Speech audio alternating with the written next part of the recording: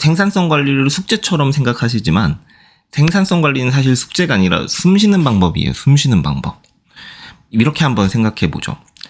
우리가 수영을 처음 배울 때 수영할 때 한 호흡은 내가 걸어 다니면서 육지에서 하는 호흡이랑 다르죠. 저는 참고로 수영을 배워본 적이 없어요. 물을 무서워해서. 제가 수영을 이제 물속에 빠지면 그래서 저는 온몸에 힘이 다 들어가고 어떻게든 그 물 밖으로 나오려고 발버둥을 쳐요.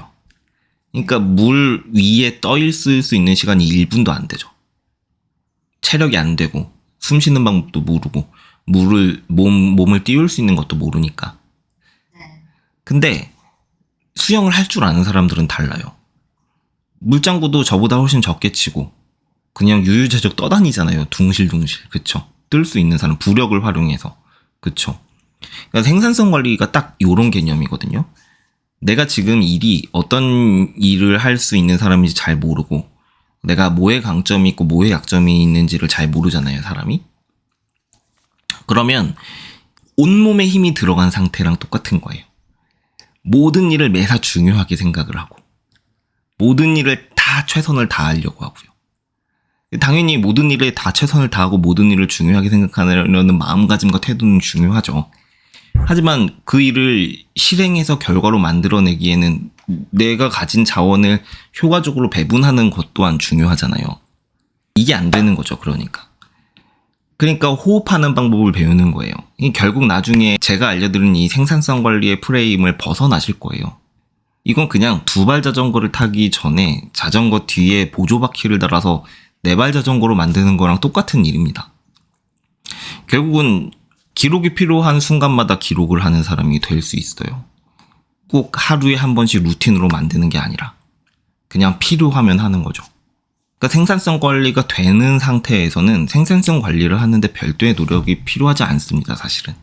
에너지가 하나도 안 쓰여요. 이걸 한다고. 오히려 생산성 관리가 안 되면 스트레스를 받겠죠, 그때는 이제. 전으로 못 들어가요, 절대로. 그러니까 1단계는 그걸 목표로 하시는 거예요. 그냥 내가 어떤 사람인지를 아는 거, 내가 어떤 성향의 사람인지를 아는 거. 그리고 그걸 받아들이셔야 돼요. 나를 잘 안다는 건 어떤 상태냐면 마치 자아 실현과 같은 거예요. 지나온 세월, 그 경험 속에 나를 아는 거죠. 지금까지 내가 어떤 삶을 살았고 내가 실패도 하고 성공도 했지만 그 모든 경험들이 지금의 나를 만드는데 전부 다 재료로 사용되었고 그 어떤 시간 하나 무용하지 않았고 다 가치 있는 삶이었다. 이런 거예요. 그쵸? 네. 이것도 되게 중요한 겁니다. 자아실현 중이어야 되거든요. 사업을 하려면. 왜냐면 자아실현을 해야지만 자기 확신이 생겨요. 자기 믿음을 근거로 의사결정을 하셔야 되거든요. 결국. 근데 제가 말씀드리는 그 기록과 회고, 그러니까 자기 자신을 잘 안다는 건 그거보다는 훨씬 더 지엽적인 거예요. 디테일한 것들. 그러니까 하루하루 내가 일을 할 때 어떤 습관을 가지고 일을 하는지, 어떨 때 회피하는지, 네, 어떨 때 달려드는지 이런 것들을 아는 거예요. 근데 금방 하실 거예요. 지금 제가 보기에는. 왜냐하면 그 자기의 삶을 돌아보시고 자기가 어떤 사람인지 객관화하려고 노력을 많이 하시잖아요. 말씀하시는 대로라면. 그럼 하루하루를 돌아보는 건 그거보다 훨씬 더 쉬운 일이거든요. 훨씬 쉬워요. 어쩌면 이미 마음속으로는 이렇게 생각할 수도 있어요. 영진님이 자꾸 시작점과 끝점 관리하라면서 나 자신을 잘 파악하라고 얘기하는데 나는 이미 하고 있는데 이거 안 해도 실제로 그렇게 느껴질 수도 있거든요.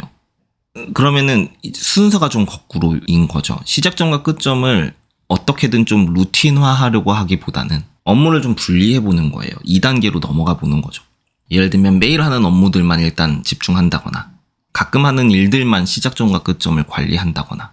네, 실제로 지금 이걸 효능감이라고 얘기하는데 내 삶의 주체성이라고 하죠. 내 삶을 내가 알아서 경영하고 있다라는 그 체감을 늘 매일 하고 계시는 분들은 대부분 오너시거든요. 오너들이 그러세요.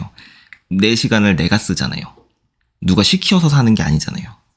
내가 다 결정하고 내가 다 결과를 만드는 그런 삶을 사시죠.